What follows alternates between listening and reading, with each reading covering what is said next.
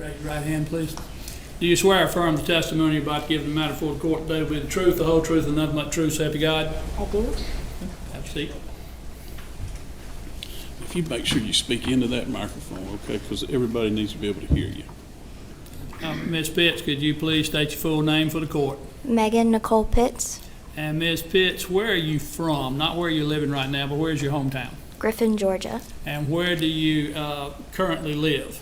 Americus, Georgia. And in Americas, are you attending college anywhere? Yes, sir. Where do you attend college? Georgia Southwestern State University. And where do you live on campus there at Georgia State Southwestern? Yes, sir. And where do you stay at? Where are you living at there? I live in the dormitories on campus. What's the name of that dorm? Pines. Did you previously live in a different dorm? Yes, sir. Back in 2024, January of 2024, which dorm were you living in? Oaks. And how long had you been in college at that time in January of 2024? Roughly about half a semester. Were you attending college under any kind of scholarship or anything? Yes, sir. What type scholarship? I had multiple, but the biggest one was President Jimmy Carter Leadership Program.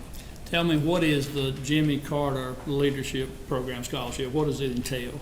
It's a group of students that go through an interview process, and they're selected from the incoming freshmen, and we are a service-based group that does community service throughout the year. Do you have to have particular qualifications in order to be able to receive it, or is it just based upon the interview alone? Particular qualifications. What type? You have to have a good grade point average, and you have to be a good leader. Now, when you attended on the Jimmy Carter Leadership Program Scholarship, did you meet Trinity Poague at any time? Could you repeat the name? Trinity Poague, I want to call her Tiffany also, Trinity Poague, I'm sorry. Yes, sir. And does she live in the same dorm as where you were living in that January of 2014? Yes, sir. Her room compared to yours, how close was it? Across the hall diagonally. And so, not too far away? Yes, sir. You got to say yes or no for court reporter. Back on January the 13th, getting later into the day and night, bleeding over into January 14th, which would be the early morning hours, which you might commonly still think of the same Saturday night, but getting into Sunday morning. Did you hear anything that got your attention during the night while you were in your dorm? Well, first of all, were you in your dormitory during that time period? Yes, sir. And when you were in your dormitory during that time period, how late did you stay up that night on Saturday, January 13th? Do you recall? I don't recall, but I remember being asleep and being woken up. Okay, when you were sleeping, got awakened, what awakened you? A baby crying. Okay, was it, can you describe, I know a baby crying is a baby crying, I guess, but is there any way you can describe as far as volume or anything of that nature? It was particularly loud considering I was across the hall. Okay. Enough that it awakened you? Yes, sir. Now, after you heard the baby cry, was it just one cry, or was it baby crying, or what was going on? It was continuous and then eventually stopped. Okay. Do you know how long you heard the crying before it ceased? I don't remember. And was this in the middle of the night? Yes, sir. Yep, that's all the questions I have, John. All right, cross-examination. Good afternoon, Ms. Pitts.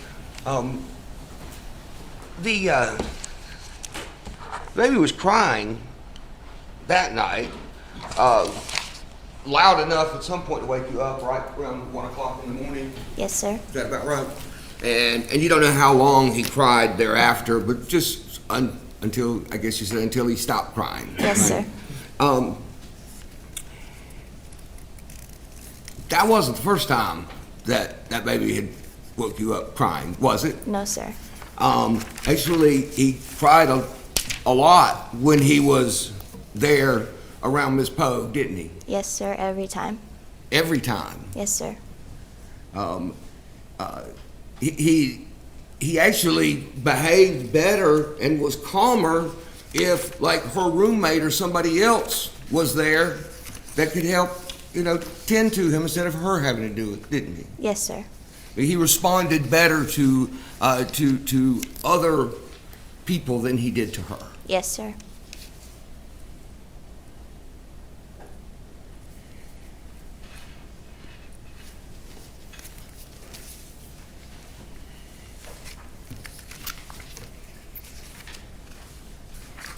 she told you at some point, or did she tell you that she had known that child for his whole life? I don't recall. You don't recall that? Do you remember interviewing with the GBI Yes, sir. agent over at I think y'all interviewed over in the police station on campus? Yes, sir.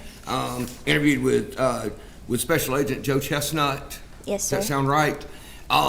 And I mean, there's an audio recording of it, not a video. There's an audio recording of it, but there's also a summary that the agent prepared, which is, his notes summary of the interview. Okay. Yes, sir. If I let you take a look at that for just a moment, do you think that might refresh your memory about whether or not she had told you anything about how long she had known the child? Yes, sir. Okay. Your Honor, I object to using refreshment of the agent's notes to try to refresh her memory. Well, it doesn't matter whose notes they are. I mean, anything that if the witness says that she believes it will refresh her memory, then I think it's she can permissible. review the notes and then make, if it will refresh her memory. If it doesn't, it doesn't.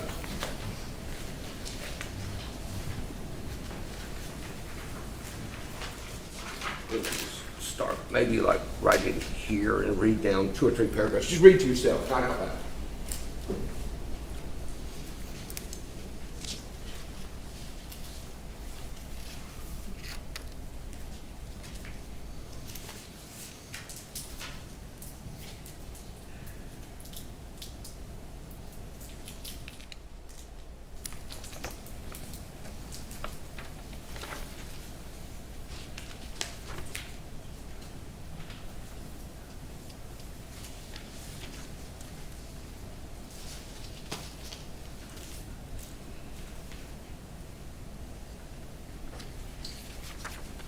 Do you have a chance to read over that? Yes, sir.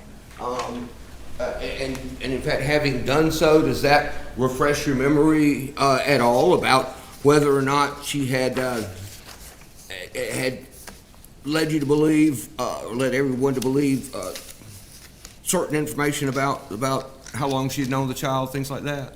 I remember her having conversations about describing knowing the child and helping take care of him, but I don't recall that particular conversation. Okay, you don't recall a particular conversation where she said she'd known him his whole life. Correct. But you do recall conversations where she had talked about the child, taking care of him, and that sort of thing. Yes, sir.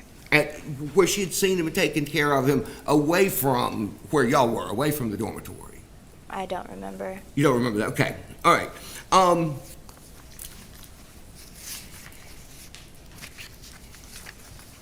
Did you ever hear her express any opinions of her own about the child? Yes, sir. What kind of opinions did she express about J.D. Angeles? Oh, They were never directly to me, but they were in group settings, and she would describe I'll it. object if it's not said directly to her. Now, you said it's heard through a group, but not from her? I want you to clarify as to whether or not she heard it, Yes, sir, I not that certainly she heard will. it secondhand. Okay.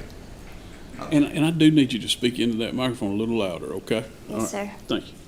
When I ask you if you had heard her express any opinions about the child, you said in a group setting, was it a setting where you actually heard what she said? Yes, sir. It Wait. was in her room. Okay, not her talking to someone else and them telling you she said something. It's something you actually heard. She just wasn't talking to you individually. Yes, sir. It was a group of people in her room. Gotcha. Okay. So what opinions did you hear her express about the child? She was describing that she didn't particularly like him.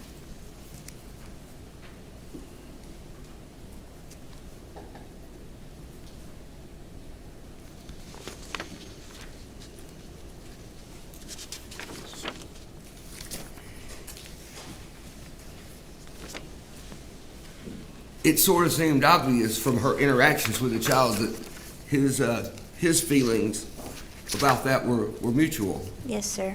Wouldn't it? Nothing further. Redirect? No, Your Honor. All right. You can step down, Ms. Pitts. You're free to stay or go.